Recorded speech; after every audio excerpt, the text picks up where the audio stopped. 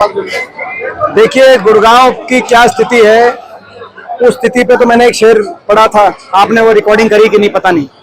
आप जो है, मैंने सवाल पूछा था कि गुड़गांव की जो स्थिति इतनी खराब हो रही है उसके लिए कौन जिम्मेदार है।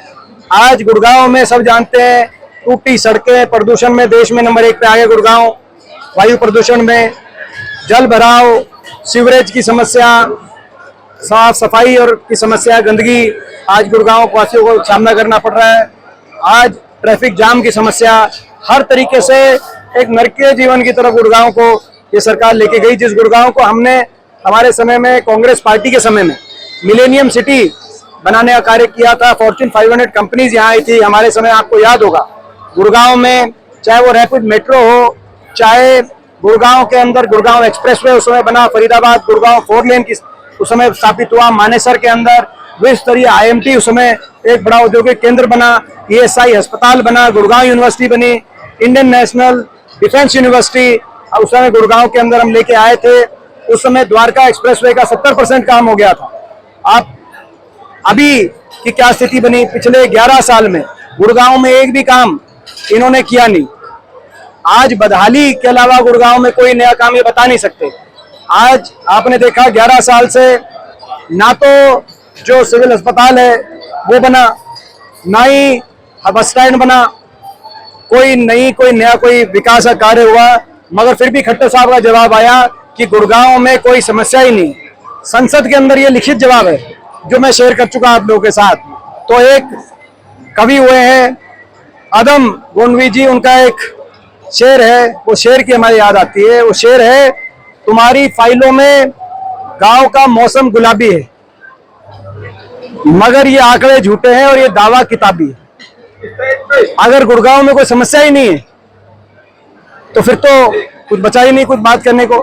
तो ये 11 साल खट्टर साहब पहले मुख्यमंत्री रहे, अब ये उसी महकमे के मंत्री हैं। एक मेट्रो का खंभा आगे नहीं बढ़ाया इन्होंने। हमारे समय ब्यूटिफिकेशन के मामले में भी आपको याद होगा, गोल्फ कोर्स रोड के विकास की नींव हमारे समय रखी गई, MG रोड को विकसित किया गया, हर तरीके से गुड़गांव को आगे मिलेनियम सिटी के रूप से पूरे गुड़गांव का नाम दुनिया में गया।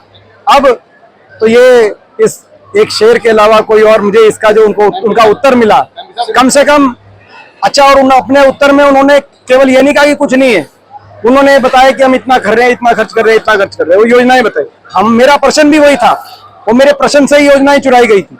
मैंने कहा था कि ये जो इतना सरकारी आंकड़ों में और कागजों में इतना किया जा रहा है तो कहाँ जा रहा है, उन्होंने उसी को रिपीट किया। सर क्या तो ये सरकार जो हुई है, क्या कांग्रेस की हार का कारण वही है? देखिए, हम पहले से कह रहे हैं कि भाजपा की जो सरकार है, यंत्र मंत्र तंत्र इन्हें सब आ गया, साम दाम दंड भेद, बेइंतहा हर तरीके से चुनाव आयोग का दुरुपयोग, कभी इलेक्शन की डेट बदलवाते हैं, कभी महाराष्ट्र से अलग कराते हैं, कभी चुनाव के अंदर इस तरह की हरियाणा में धनवर्षा की भाजपा ने चुनाव के समय, आप समझ गए जो मैं कह रहा हूं, और कभी फेक वोटर और वोटर लिस्ट के अंदर गड़बड़ियां करने का कार्य करते हैं, जो कि आपने बड़े पैमाने पे राहुल जी ने जो प्रेस कॉन्फ्रेंस करी उससे साबित हुआ है।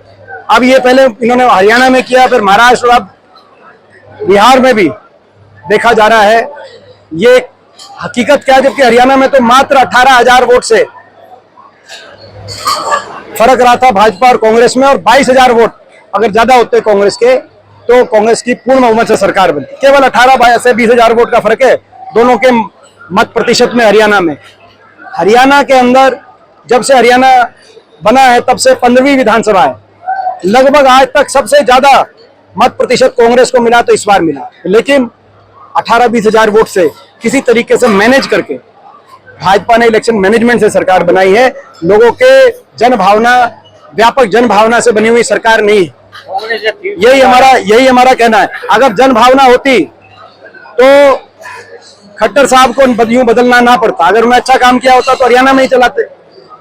कई इनके मुख्यमंत्री 3-3, 4-4 टर्म भी रहे, मगर उनको बदलना पड़ा। वो यहाँ के लिए नहीं, लेकिन उनको सेंटर में। कैप्टन अजय यादव ने कहा कि अध्यक्ष बदलने वाले, तो क्या कुछ ऐसा विचार? वो कांग्रेस संगठन का विषय। अपने वक्तव्य में मैंने कह दी थी, आप वहां से लेना। हम बधाई देते हैं युवा कांग्रेस की सारी टीम, निशित कटारिया जी के नेतृत्व में जो नई टीम जीत के आई है, जो हमारा युवा कांग्रेस का चुनाव का जो प्रक्रिया है उस प्रक्रिया से उभर के आई, और इस पूरी टीम को शुभकामनाएं, बधाई। एक बड़ी जिम्मेदारी आज शपथ ली है टीम ने, और मैंने यही कहा कि ये शपथ केवल संगठन में अपनी जिम्मेदारी निभाने की नहीं होगी, ये हरियाणा के नौजवान के भविष्य को बचाने की शपथ है, ये लोकतंत्र बचाने की शपथ है, ये संविधान बचाने की शपथ रहेगी। तो ये शपथ ली है, हमारी शुभकामनाएं। तो जब तक ये यूथ कांग्रेस का एक तो संगठन है जिसकी वजह से आज आप लोग ऊपर और आपके सामने बोल रहे हैं, तो यूथ कांग्रेस में कौन कौन पुराने हमारे अध्यक्ष रहे जिन्होंने सामने खड़े होकर एक सभी शपथ ग्रहण समारोह में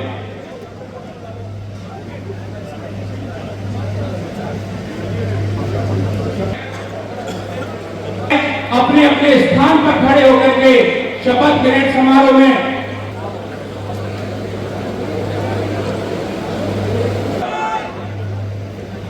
धर्म, विज्ञान, समृद्धि और सत्य के रास्ते पर चलेंगे।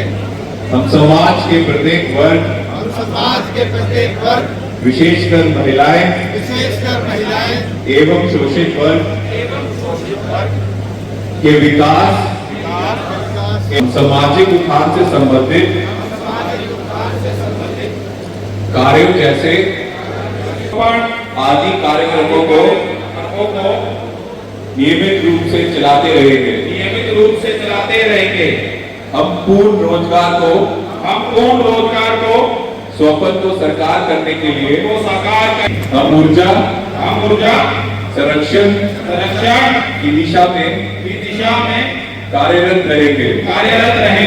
जय हिंद।